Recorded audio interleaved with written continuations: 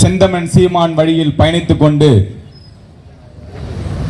களமாடுகின்ற இந்த தேர்தலில் உழைத்துக் கொண்டிருக்கிற என் அன்பு சொந்தங்கள் அனைவருக்கும் வணக்கத்தை கூறி, எங்களை உற்றி நோக்கி கொண்டிருக்கும் என் அன்பு சொந்தங்களுக்கு ஏன் நாம் தமிழர் கட்சிக்கு வாக்களிக்க வேண்டும், ஏன் நாம் தமிழர் கட்சிக்கு வாக்களிக்க வேண்டும் என்றால், மண்ணை பற்றியும் மக்களை பற்றியும் சிந்திக்கும் ஒரே கட்சி நாம் தமிழர் கட்சி மட்டும்தான்.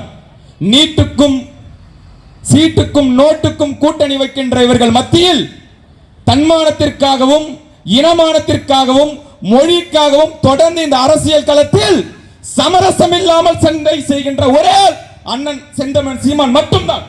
அதற்காக நீங்கள் நாம் தமிழர் கட்சிக்கு வாக்களிக்க வேண்டும்.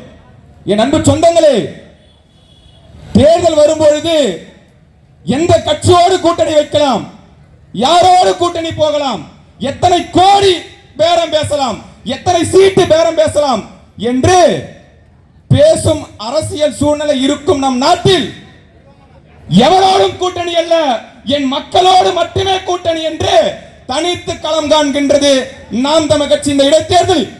அதற்காக வேணும் நீங்கள் வாக்களிக்க வேண்டும். இன்னைக்கு இந்த விக்கிரவாண்டி இடைத்தேர்தலில் 3 வேட்பாளர்களில் மக்களுக்கான வேட்பாளர் யார், பணத்திற்கான வேட்பாளர்கள் யார் என்பதை மக்கள் கணக்கிட்டு பார்க்க வேண்டும். இன்னைக்கு இந்த அரசியல் சூழல் எப்படி இருக்கு? குடிச்சிட்டு கள்ளச்சாராயம் குடிச்சிட்டு செத்தவனுக்கு 10 லட்சம் ரூபாய் கொடுப்பதுதான் இவர்களுக்கான அரசியலா இருக்குது. ஈழத்தில் என் தமிழ் சொந்தங்கள் கொத்து கொத்தாக சாகடிக்கும் போது இனப்படுகொலை அது.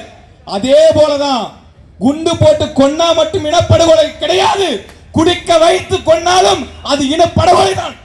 திமுக அரசும் ஐயா ஸ்டாலினும் இனப்படுகொலை செஞ்சுட்டு இருக்கிறாங்க.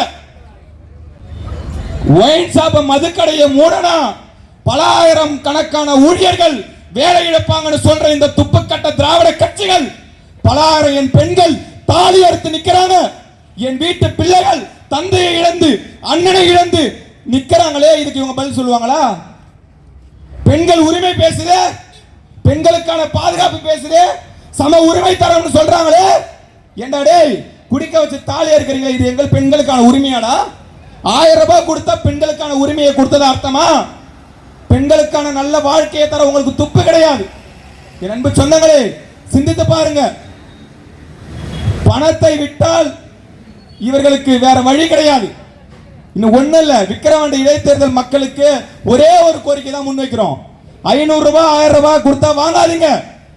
ஒரு எரும மாடு விக்குது 50,000, ஒரு பசு மாடு விக்குது 70,000, ஒரு நாய்க்குட்டி விக்குது 20,000.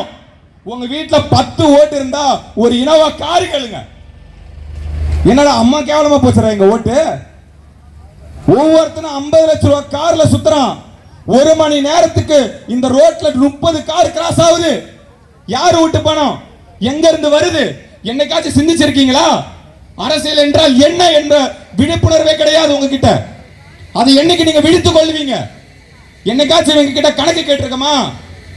ஊழல் பணத்துல கொழுத்து போய் திரிறாங்க. ஒன்னே ஒண்ணுதான் இந்த திராவிட கட்சிகளுக்கு, நாம் தமிழ் கட்சியும் நாம் தமிழ் கட்சியில் இருக்க தம்பிகளையும் திராவிட கட்சியில் இருக்கிற உங்களையும் ஒன்னா ஒரே தராசா பார்க்காதீங்க. நீங்க ஏசி கார்ல போறதுக்கும் நல்லா சொகுசா வாழ்றதுக்கும் அரசியலுக்கு வரணும்னு நினைக்கிறீங்க. நாங்க அப்படி கிடையாது. இனமானத்திற்காகவும் தன்மானத்திற்காகவும் தன் குடும்பத்தையும் தன் இனத்தையும் பலி கொடுத்த மேதகு பிரபாகரனின் பிள்ளைகள். உசிரை கொடுத்தேனும் இனத்தையும் மொழியையும் காப்பாற்றணும் என்ற வெறியோடு நிக்கிறோம். குறுக்க வந்துடாதீங்க.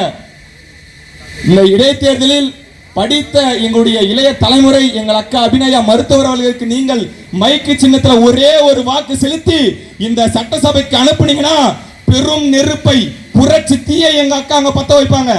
தமிழ்நாடு முழுக்க அண்ணன் செந்தமன் சீமான் தலைமையில் அதிகாரம் அமைந்தால் என்ன நடக்கும் அப்படின்னு ஒரு சின்ன சாம்பிள் காட்டுவாங்க. அதற்கு மேலும் என் அன்பு சொந்தங்களே, இந்த ஒரு முறை நீங்கள் இந்த மைக்கு சின்னத்தில் வாக்களித்து எங்களை வெற்றி பெற வைத்து இந்த நாடாளுமன்றத்துக்கு அனுப்புங்க. முதல் புரட்சி தீ இந்த விக்கிரவாண்டி இடைத்தேர்தலில் வெடிக்கும். நன்றி. நாம் தமிழர்.